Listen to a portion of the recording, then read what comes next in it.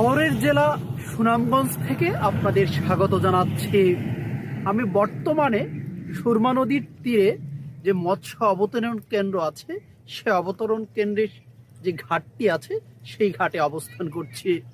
আপনারা জানেন যে বীর বাংলা চ্যানেল বিভিন্ন জায়গায় বিভিন্ন অঞ্চলে বাংলাদেশের বিভিন্ন জেলায় গিয়েই প্রথমে যে সবচেয়ে বেশি আমরা খোঁজাখুঁজি করি সেটি হচ্ছে আপনাদের ভালো লাগার বিষয়, আপনাদের যে সবচেয়ে পছন্দের বিষয় সেটি হচ্ছে মাছ।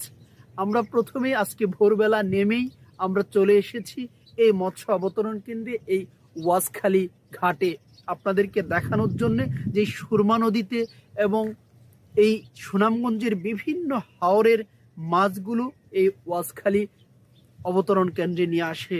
আমরা কিছুক্ষণ পরেই এখানকার বাজারটা শুরু হলে আপনাদেরকে বিভিন্ন জাতের বিভিন্ন রকমের যে সুস্বাদু মাছ আছে সেই মাছগুলো একটু দেখানোর চেষ্টা করব।